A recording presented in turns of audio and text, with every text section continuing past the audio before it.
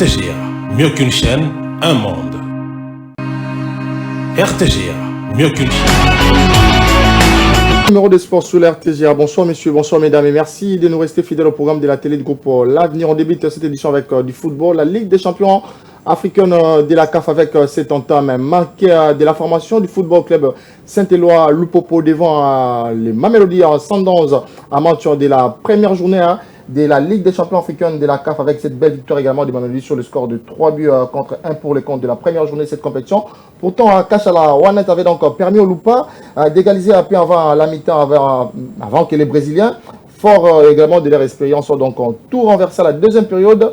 Score de 3 buts contre 1 en faveur de Mamelodi Sundowns. L'autre représentant congolais au niveau de la Coupe de la Confédération, il s'agit bel et bien de la formation de l'AS Maniema qui s'est également imposé avec manière sur le score de 2-0 devant le Sporting Club Azam de la Tanzanie. Le premier but a signé donc Balako à la 43e minute de la partie avant que Moukeni puisse également alourdir donc le score pour permettre à ce que la formation de l'AS Maniema puisse débuter également de forte manière durant cette compétition. Et juste après cette belle victoire également de son équipe, l'AS Maniema devant les Sporting Club Azam, Papi Kimoton Kitankoyi lors de la conférence de presse d'après-match estime que son équipe, son club avait également à cœur de bien commencer cette campagne. Suivez. À force égale, c'est le mental qui fait la différence. Et voilà, on a eu la chance de marquer en première période. Et en deuxième période, on a carrément changé notre plan de jeu. On a fait reculer notre bloc médian pour mieux les contrer. C'est une très bonne équipe. Au début, on s'est donné des coups, de part et d'autre. On a réussi à marquer un but qui a fait la différence et que ça nous a permis en deuxième période de mieux gérer le match. Et c'est ce qu'on ne faisait pas avant. Voilà. Donc, je suis très content. On avait à cœur de bien commencer cette campagne africaine. L'année dernière, on a joué, mais l'autre côté, c'était à la Ligue des champions et c'était encore très dur pour nous. Cette année, on veut prendre les bons bouts et c'est ce qu'on a fait. Dieu merci. Aujourd'hui, les joueurs ont tout donné sur le terrain. Il faisait chaud pour les deux équipes. Et maintenant, qu'est-ce qu'on veut? Hier, j'ai dit, nous, on veut seulement tout faire, mieux d'ailleurs, pour être en quart de finale. L'expérience de l'année dernière en Ligue des Champions, ça va nous servir quand même à quelque chose. On a mené on a eu la chance de marquer en première période. L'expérience qu'on a, on ne veut plus attaquer. On va défendre à 10 derrière le ballon et à contrer. Je sais qu'il faisait chaud. À un moment donné, l'adversaire va aussi se fatiguer, tout comme nous. Mais si on va continuer à aller presser haut, comme on a fait en première période, et là, c'est exposé inutilement. C'est ça l'expérience, les joueurs le savent aussi. Même en étant derrière, on a quand même concédé quelques occasions pour l'adversaire, mais malheureusement, ils étaient maladroits, puis ils pouvaient revenir. Donc, on a eu la chance en contre, c'est ce qu'on voulait, on cherchait des ballons de contre pour aller faire le break. On l'a fait en tout fin de match. Bravo aux joueurs, et j'espère qu'ils vont continuer comme ça. C'était là Papi Kimoto lors de la conférence de presse d'après-match de son équipe, l'AS Maniema au niveau de la Coupe de la Confédération. Parler tout à fait autre chose, on va parler Ilko Cash League 1 avec la poursuite du championnat national. Ça s'est également joué le week-end avec plusieurs affiches. D'abord dans le groupe A, regardez donc les résultats avec cette belle victoire également de la formation de la JS groupe Bazano sur le score de 3 buts contre 2 devant le football club Tukas au stade Kibasa Maliba. Mais aussi à cette belle victoire également de l'AS New Soldier devant l'IS Tukoukou sur la note de 3-0.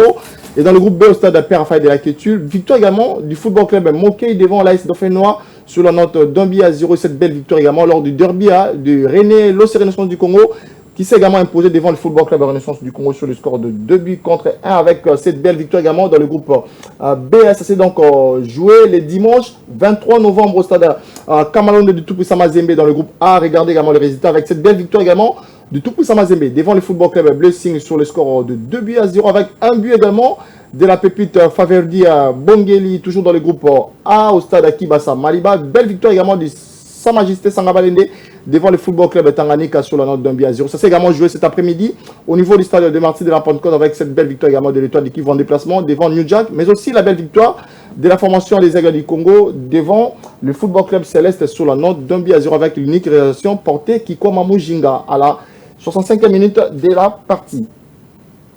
On va toujours rester dans cette optique d'Ilko Cash League 1 avec cette affiche au Renaissance du Congo qui a donc battu le football club Renaissance du Congo sur la note de 2 buts contre 1.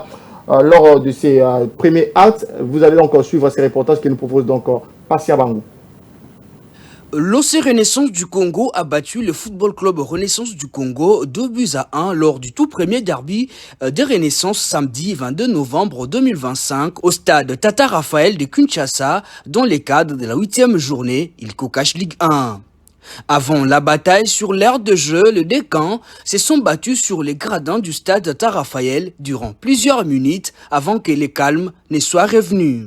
Sur le terrain, ça a commencé assez rapide. OC Renaissance du Congo ouvre le score par l'entremise des Adogo à la 27e minute sur un joli coup franc à la ras de sol. 1-0 sera le score à la pause. Au retour des joueurs, FC Renaissance du Congo égalise sur pénalty à la 60e minute grâce à l'expérimenté de Tadi Etekiama qui a encore scoré au championnat d'élite après son glorieux passage chez Banambongo de l'AS Vita Club plus de 8 saisons.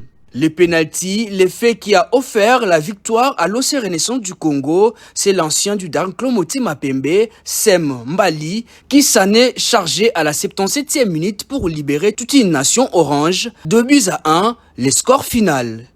À retenir, Alain Moukoko Mayayi a été élu homme du match, une des innovations avec étiquette. Au classement, OC Renaissance du Congo remonte à la 11e place avec 7 points en 6 sorties et FC Renaissance du Congo reste coincé à la dernière place avec 3 points en 8 sorties, cherchant toujours sa première victoire en Linafoot, ILCOCASH Ligue 1.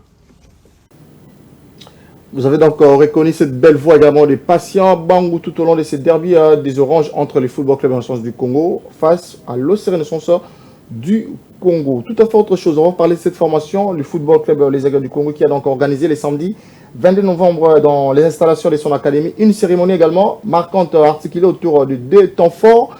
La présentation officielle également des nouveaux membres du staff technique et administratif, ainsi que la remise également d'une nouvelle ambulance médicale au club. Suivez le président Videchi Manga de la formation des Aigles du Congo. Comme nous vous l'avions annoncé, aujourd'hui, symboliquement, nous allons remettre notre première ambulance de catégorie supérieure quand même, je tiens à le dire, parce que c'est une ambulance qui est préparée pour les cas même jusqu'au problème cardiaque, de pouvoir subvenir au maintien du blessé ou du malade ou que sais-je, de l'endroit où il est pris en charge jusque dans le centre médical spécialisé.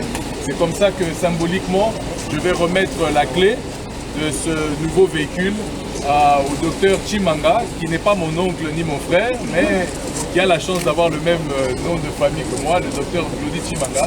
Voici la clé de votre nouvelle ambulance, ainsi que du docteur Guy, qui est le docteur attitré aujourd'hui du FC Les Aigles du Congo, même s'il veut être discret et caché.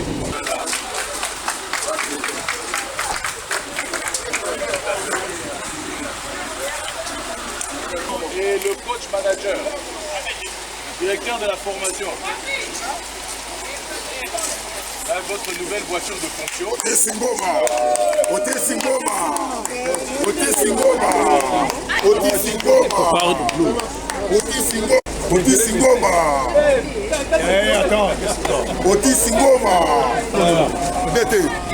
Attention à la...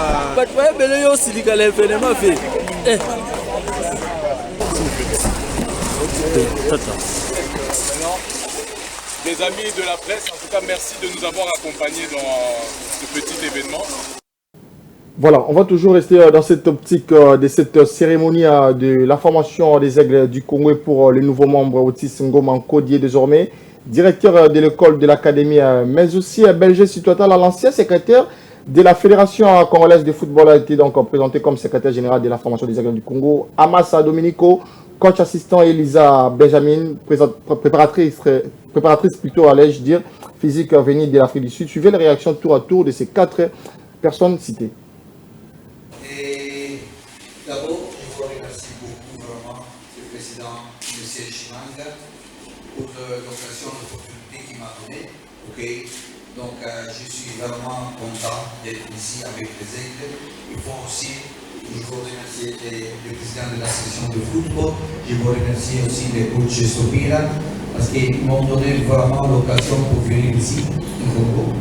Moi, je suis été déjà ici 3 ans passés dans notre club, mais ici, pour moi, c'était la première choix parce que, comme il a dit le président, et les aigles, c'est déjà un peu que je regarde les aigles, donc quand le président m'a appelé, moi je suis vraiment, je n'ai pas beaucoup pensé, je dis oui, je viens, pas de soucis.